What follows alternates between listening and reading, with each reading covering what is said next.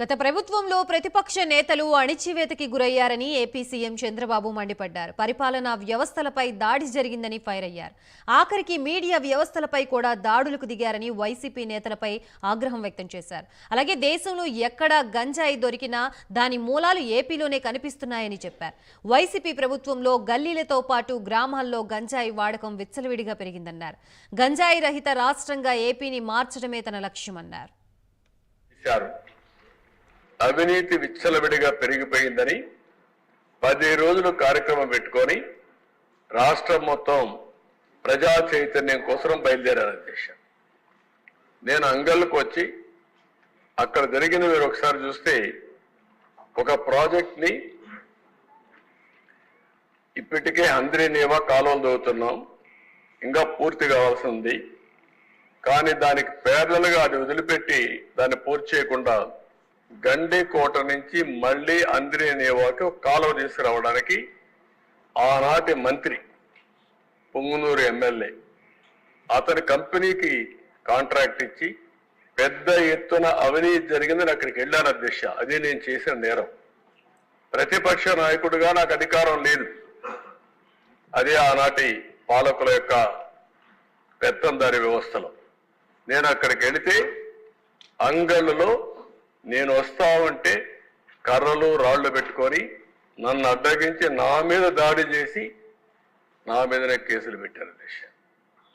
నా ఒక్కరి మీద కాదు అధ్యక్ష, అక్కడ 6 కేసులు మీరు ఒకసారి చూస్తే అంగళ్ళు సంఘటనలు 6, పొంగునూరు సంఘటనలు 7, మొత్తం రిజిస్టర్ చేసిన కేసుల్లో 286 మంది నిందితులు చూపించి అదర్స్ అనే పేరు పెట్టి 490 మంది అదనంగా కేసులు చేర్చారు దిశ. ఒక పెద్ద విచిత్రమైన పరిస్థితి. ఒక కేసు పెడతారు, 10 మంది ఎఫ్ఐఆర్ వేస్తారు, ఒక 5 మందిని వేస్తారు, అదర్స్ అంటారు. ఎవ్వరు దొరికితే లేకుంటే ఎవ్వరు రాజకీయ కార్యక్రమాలు చేస్తే వాళ్ళందరినీ అరెస్ట్ చేసుకుంటూ పోతా ఉంటారు. ఇంకా కరోనా సమయంలో మాస్క్ అడిగిన సుధాకర్ మంచి డాక్టర్ ఏ విధంగా చేశారో మీరు చూస్తున్నారు. సీనియర్ అధికారి తర్వాత జడ్జి రామకృష్ణ పెద్దిరెడ్డి కుటుంబాన్ని విమర్శించారని ఆయన మీద దాడి చేసే పరిస్థితి. సీనియర్ ఐపీఎస్ అధికారి ఏబి వెంకటేశ్వరరావు 5 సంవత్సరాల పోస్టింగ్స్ ఇవ్వకుండా లాస్ట్ డే కోర్టు ఆర్డర్స్ తో జాయిన్ చేసుకునే పరిస్థితి వచ్చింది. ఇంకొక పక్కన వేతన బకాయిలపై ప్రభుత్వాన్ని అడిగిన నేరానికి ఒక కానిస్టేబుల్ తన్నీరు వెంకటేశ్వర అరెస్ట్ చేసే పరిస్థితికి వచ్చారు. అదే మరిగా ఏఆర్పిసి ప్రకాష్ మౌన దీక్షలో కూర్చున్నారు. మాకు డబ్బులు నిధులు రావడం లేదు, జీతాలు రావడం అని అతన్ని సస్పెండ్ చేసే పరిస్థితికి వచ్చారు. డిసిసిబి అసిస్టెంట్ మేనేజర్ మాధవి సీఎంను ప్రశ్నించిందనే అజంతో ఆ అమ్మాయిని సస్పెండ్ చేసే పరిస్థితికి వచ్చారు. సిపిఎస్ కు వ్యతిరేకంగా చేపట్టిన ఆందోళనలో దిశ 4000 మంది పైన కేసులు పెట్టారు. డ్రగ్స్ కు అలవాటు పడిపోయిన వాళ్ళని మళ్ళా మామూలు చేయడం చాలా కష్టం. డి అడిక్షన్ కానీ చాలా ఎఫర్ట్ పెట్టాల్సి వస్తుంది. ఒక్కరోజు నేను అడుగుతున్న ఆనాటి ముఖ్యమంత్రిని, ఒక్కరోజు సమీక్ష చేశారా ఈ విషయాన్ని? ఈరోజు ఈ ప్రభుత్వం చాలా స్పష్టంగా చెప్పాం. ఒక సబ్ కమిటీ వేసాం, కేబినెట్ సబ్ కమిటీ వేసాం, ఒక అఫీషియల్ కమిటీ వేసాం. తెలంగాణ కూడా హామీ ఇచ్చారు జాయింట్ గా పనిచేస్తామని. ఎట్టి పరిస్థితుల్లో ఈ రాష్ట్రంలో ఒక నిర్దిష్ట సమయం పెట్టుకొని ఒక కార్యక్రమం పెట్టుకుని గంజాయి రహిత రాష్ట్రంగా తయారు చేసే వరకు ఈ ప్రభుత్వం ముందుకు పోతాం, చేస్తాం, there is no second thought. నేను ఒకటే అపీల్ చేస్తున్నా, యువతకు అపీల్ చేస్తున్నా, కుటుంబాలకు అపీల్ చేస్తున్నా. మీరు కూడా మీ కుటుంబాల్లో చర్చ చేయండి. యువత కూడా మీరు ఆలోచించుకోండి.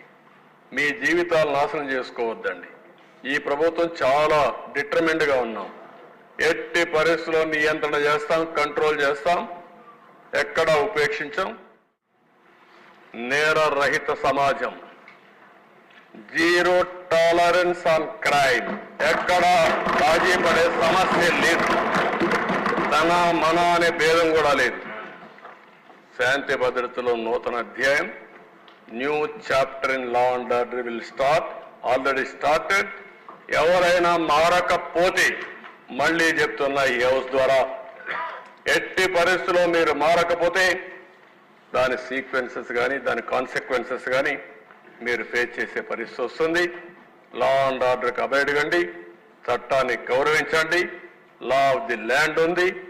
అదే సమయంలో నేరస్తులు కూడా రాజకీయాల్లోకి వచ్చి నేరాలు ఘోరాలు చేయడానికి రాజకీయం ముసుగేసుకుంటే మాత్రం ఆ రాజకీయం ముసుగు చేసి ఎవరైతే నేరాలు చేసిన వాళ్ళని నేరస్తులుగానే ట్రీట్ చేసి పనిష్ చేస్తామని చెప్పి కూడా ఈ హౌస్ లో మరొకసారి మీ అందరికీ తెలియజేసుకుంటూ శాంతి భద్రతలపై చర్చకు మరో సెషన్ కేటాయించాలని కోరారు.